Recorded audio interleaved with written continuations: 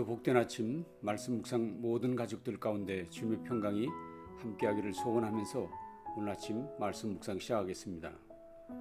오늘 같이 묵상하실 말씀은 열왕기상 16장 15절에서 20절 말씀 제가 봉독하겠습니다. 유다의 아사왕 제27년에 시므리가 디르사에서 7일 동안 왕이 되니라. 그때 백성들이 블레셋 사람에게 속한 깁부돈을 향하여 진을 치고 있더니 진중 백성들이 시므리가 모반하여 왕을 죽였다는 말을 들은지라. 그날에 이스라엘의 무리가 진에서 군대 지휘관 오므리를 이스라엘의 왕으로 삼음해 오므리가 이에 이스라엘의 무리를 거느리고 깁부돈에서부터 올라와서 디르사를 에워쌌더라. 시므리가 성읍이 함락됨을 보고 왕궁 요새에 들어가서 왕궁에 불을 지르고 그 가운데서 죽었으니 이는 그가 여호와 보시기에 악을 행하여 범죄하였기 때문이니라. 그가 여로보암의 길로 행하며 그가 이스라엘에게 죄를 범하게 한 그 죄 중에 행하였더라. 시므리의 남은 행위와 그가 반역한 일은 이스라엘 왕 역대 지략에 기록되지 아니하였느냐. 아멘. 역사는 인간의 과거의 성공과 실수를 회고하고 평가함으로써 뒤따르는 세대들에게 과거를 교훈 삼아 좋은 것은 되풀이하고 나쁜 것은 거부하기를 권고합니다. 그래서 역사는 우리가 직접 체험하지 않고도 얻을 수 있는 경험의 터전이 되어서 우리 삶의 최고의 유익을 주고자 합니다. 그러나 역사가 우리에게 가르쳐준 분명한 진실 한 가지는 인간은 과거로부터 결코 무엇도 배우지 못하고 오히려 선조들의 실수와 과오를 끊임없이 반복한다는 사실이었습니다. 그러나 그것이 상식이고 현실이라 하더라도 우리 믿음의 사람들이 세상을 대하는 태도는 달라야 할 것입니다. 그런 불신앙적 습관을 과감하게 끊어버리고 세상을 거스려 하나님의 뜻을 이루는 삶이 우리 믿음의 사람들에게는 있어야 한다는 사실입니다. 열왕기는 솔로몬 이후 북쪽 지파들이 여로보암의 지휘 아래 한 독립국가로 탄생하게 된 배경, 그리고 그 나라가 초창기부터 어떻게 하나님을 배반했는가를 자세하게 기록하고 있습니다. 특별히 열왕기 저자는 북이스라엘의 불안했던 출발이 시간이 지나갈수록 걷잡을 수 없이 하향 곡선을 그리며 멸망을 향해 달려가고 있음을 자세히 다루고 있습니다. 매일 성경 오늘 본문은 열왕기상 16장 15절에서 34절까지의 말씀인데 북이스라엘의 몰락을 구체적으로 이끈 정점의 사람들을 5명 중에서 중요한 인물 3명을 언급하고 있습니다. 그들은 시므리, 오므리, 아합입니다. 오늘은 그 3왕들의 이야기를 살펴보면서 우리에게 주시는 교훈을 나누도록 하겠습니다. 먼저 시므리에 대한 이야기입니다.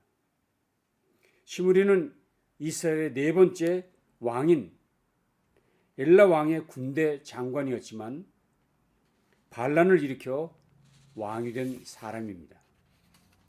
그러나 그는 겨우 7일 동안 세상을 다스렸던 사람으로서 남북 이스라엘 전체를 통해 가장 짧은 기간 통치한 왕이었습니다. 당시 깁부돈이라는 전쟁터에 나가 있던 무리들이 군대 장관이었던 오므리를 왕으로 옹립합니다. 오므리는 군대를 이끌고 시므리 왕이 있던 디르사 궁을 에워싸게 되지요. 반란을 일으킨 것입니다. 결국 시므리 왕은 성우리 오므리에 의해 포위된 사실을 알고 왕궁에 불을 지르고 자살합니다. 이렇게 그의 인생이 마치는 거죠. 그런데 열왕기서의 저자는 그에 대한 평가를 이렇게 하고 있습니다. 19절입니다. 이는 그가 여호와 보시기에 악을 행하여 범죄하였기 때문이니라. 그가 여로보암의 길로 행하며 그가 이스라엘에게 죄를 범하게 한 그 죄 중에 행하였더라. 7일 동안 통치한 그를 평가한 성경 저자의 결론입니다. 아니, 일주일 동안 무슨 악한 일을 그가 그렇게 많이 했다는 것입니까? 성경은 그가 여로보암의 길로 갔다고 지적하고 있는데 도대체 그것이 무엇인가 하는 의문이 들지 않을 수 없습니다. 물론 그것은 여로보암에게 주셨던 하나님의 말씀을 따르지 않고 여로보암처럼 하나님을 대적했다는 의미입니다. 그러나 저는 여기서 그 7일 동안 무슨 악한 일을 행했느냐 하는 것보다는 그 7일 동안에라도 시므리가 하나님의 뜻을 이뤄드릴 수 있었는데도 그 일을 행하지 않았다는 책임을 하나님은 물으셨다고 여겨집니다. 그렇습니다. 그는 7일을 통치했지만 여로보암의 악행을 끊어낼 의지를 전혀 보이지 않았습니다. 만일 그가 하나님 앞에서 진정으로 인정받기를 원했다면 7일로도 충분했을 것입니다. 그러나 시므리는 하나님이 그에게 주신 그 시간에도 하나님을 전적으로 의지하지 않았다는 것, 그럴 마음조차 없었기 때문에 하나님께서는 더 이상 기다릴 필요가 없었다는 것이었습니다. 그렇습니다. 우리가 얼마나 오래 사느냐, 얼마나 오랫동안 봉사했느냐가 결코 중요하지 않습니다. 우리에게 주어진 시간이 비록 짧았다 하더라도 과연 하나님의 기쁨과 자랑이 되었느냐 하는 것이 관건이 되는 것입니다. 사실 북이스라엘에서는 다윗과 솔로몬보다 더 오랜 기간인 41년 동안 통치한 임금이 있었습니다. 여로보암 2세지요. 그는 가장 오랫동안 통치한 사람입니다. 그러나 가장 오랫동안 통치한 그에 대한 성경의 평가가 어떻습니까? 여호와 보시기에 악을 행하여 이스라엘에게 범죄한 느밧의 아들 여로보암의 모든 죄에서 떠나지 아니하였더라. 무려 41년 동안이나 왕노릇 했지만 성경은 그의 치적에 대해서 특별한 기록이 없습니다. 오히려 그에 대하여 말하기를 여호와 보시기에 악을 행하고 이스라엘에게 범죄하게 한 느밧의 아들 여로보암의 모든 죄에서 떠나지 아니했다라고 규정하고 있을 뿐입니다. 그러니 중요한 것은 무엇입니까? 얼마나 오래 살았느냐? 얼마나 오랫동안 봉사했느냐? 헌신했느냐? 그것이 아니라는 것이죠. 하나님 앞에서 어떤 평가를 받았느냐? 하나님은 뭐라고 말씀하시느냐? 하는 것이 중요한 일이라는 것을 우리는 알 수 있습니다. 하루를 살아도 1년을 봉사했어도 하나님의 기쁨, 하나님의 자랑이 되는 삶을 살기로 오늘 다시 한번 결단하시는 이 아침 되시기를 간절히 바랍니다. 두 번째 소개된 임금은 오므리입니다. 그는 시므리의 자살로 쉽게 왕위에 올랐습니다. 그러나 오늘 말씀을 보면 오므리가 그렇게 쉽게 왕이 된 것은 아니었다는 것을 알 수 있습니다. 다시 말하면 백성들의 지지를 받아 시므리를 징벌하긴 했지만 오므리는 다시 디브니와의 내전을 치루야만 했습니다. 무려 그 기간이 5년이나 걸렸습니다. 5년간의 전쟁 끝에 오므리는 전쟁에서 승리하고 그리고 왕위에 오르게 됩니다. 왕위에 오른 그는 수도를 디르사에서 사마리아로 이전합니다. 왜냐하면 사마리아는 높은 지대에 자리를 잡고 있어서 성을 방어하기 굉장히 유리했기 때문입니다. 그래서 그는 사마리아로 수도를 옮겼고 그 위에 상당한 치적을 이루었습니다. 이 사마리아는 북이스라엘이 멸망하는 주전 722년까지 이스라엘의 수도가 될 정도였습니다. 그는 정세를 안정시켰습니다. 외교도 잘했습니다. 이웃 나라들과 협력 관계를 맺기도 했습니다. 최대 강국인 아수르도 북이스라엘을 만만하게 못 볼 정도로 상당한 국력 신장을 이루었습니다. 훗날 발견된 아수르의 고대 문서에 의하면 북이스라엘을 오므리의 나라라고 칭할 정도로 오므리는 상당한 위세를 떨쳤던 것입니다. 바야흐로 이스라엘 전성기를 열었다고 할 사람입니다. 그러나 역시 중요한 것은 그가 어떤 일을 했고 어떤 업적을 쌓았건 간에 성경이 이렇게 말했다는 것입니다. 25절. 오므리가 여호와 보시기에 악을 행하되 그 전에 모든 사람보다 더욱 악하게 행하여. 오므리가 여호와 보시기에 악을 행하되 그 전에 모든 사람보다 더욱 악을 행하였다. 그는 나름 지도력을 발휘해서 많은 업적을 쌓았습니다. 나라를 정말 잘 다스린 괜찮은 왕이라고 할 수 있을 것입니다. 그러나 하나님 보시기에는 그렇지 않았다는 것. 성경은 바로 이 관점, 이 평가만을 중요하게 여기는 것입니다. 결국 우리는 이 땅을 살면서 두 가지 시선을 의식하며 살게 됩니다. 사람들의 시선 아니면 하나님의 시선입니다. 어떤 이들은 오직 사람들의 시선에만 의식하며 살지요.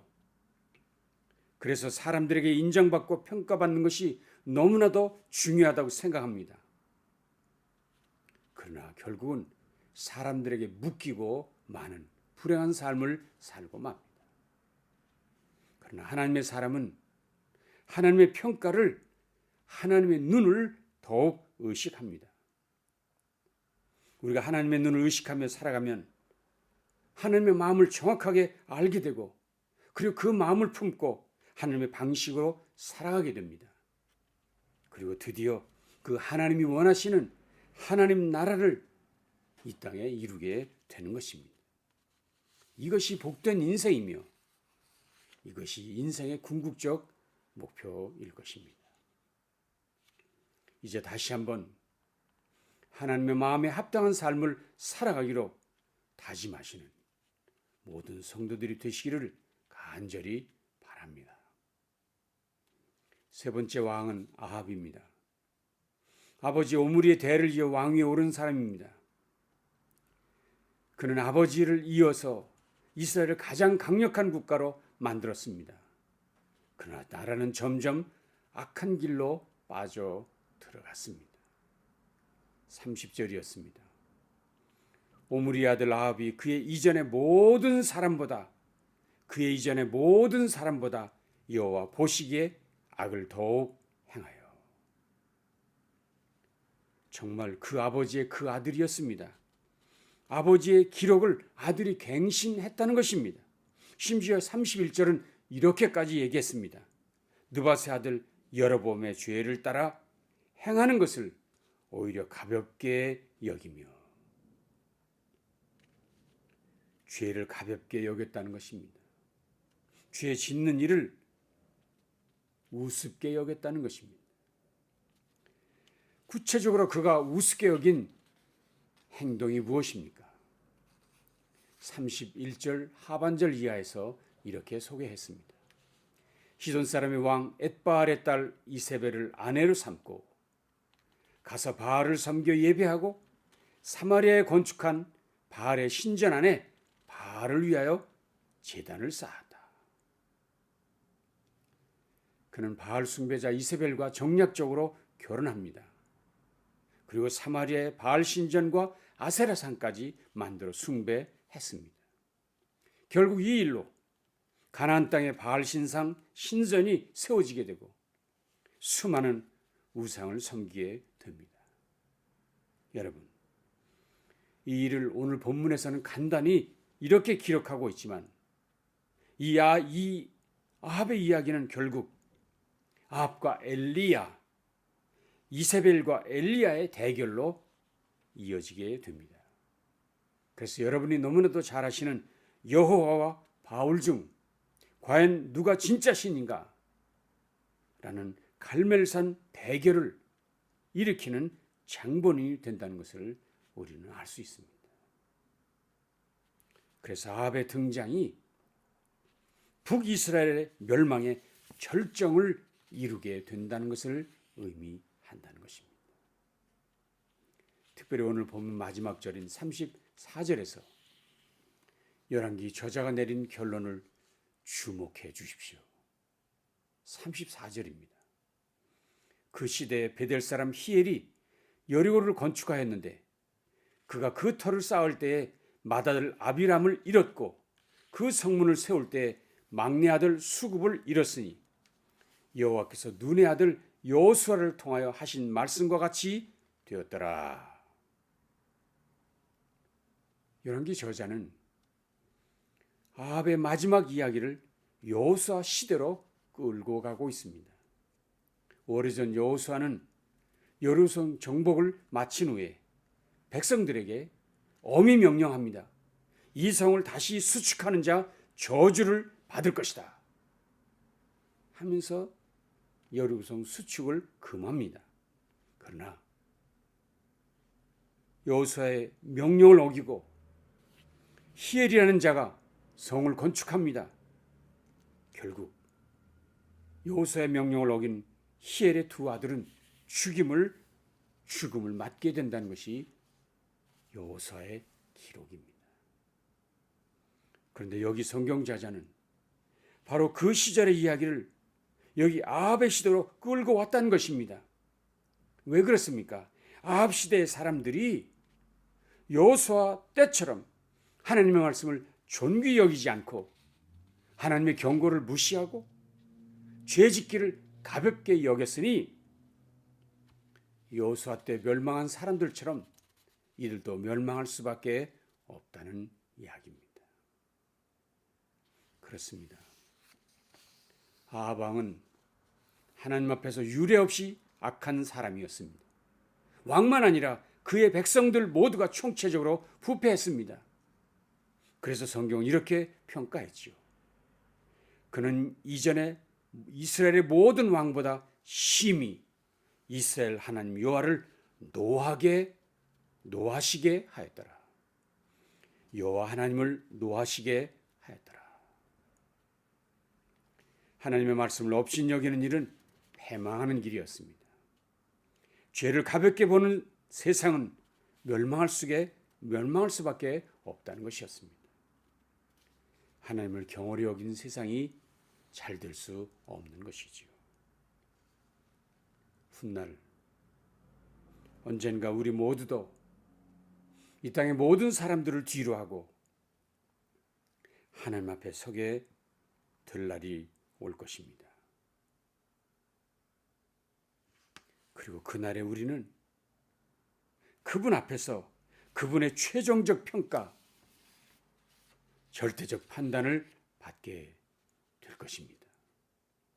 그동안 이 땅에서 우리의 삶의 기준이 무엇이었는지, 무엇을 위해 살아왔는지, 그날 우리는 하나님 앞에서 판단을 받게 될 것입니다. 진심으로 바라는 것은 그날 우리 모두는 이렇게 말씀하시는 하나님의 음성을 듣게 되기를 소원하는 것입니다. 그 말씀이 무엇입니까? 잘하였도다 착하고 충성된 종아, 내가 적은 일에 충성하였음에 내가 많은 것을 내게 맡기리니 내 주인의 즐거움에 참여할지어다. 잘하였도다 착하고 충성된 종아. 이런 주님의 칭찬, 이런 주님의 기쁨이 말씀을 듣는 우리 모두가 되어지기를 소원합니다. 그렇습니다. 삶의 절대 평가 기준은 오직 한 가지, 누구에게 충성했느냐? 누가 우리의 주인이었느냐 하는 것입니다. 이제 우리의 오늘 하루도 사람들의 눈이 아닌 하나님의 시선을 의식하며 온전히 믿음으로 살아가는 복된 하루 저와 여러분 모두 되시기를 주님의 이름으로 축원합니다. 기도하겠습니다. 주님, 오늘도 감사합니다. 우리의 삶의 절대 기준이 무엇인지, 우리는 무엇을 위해 살아야 하는지 다시 한번 말씀해 주시니 감사합니다.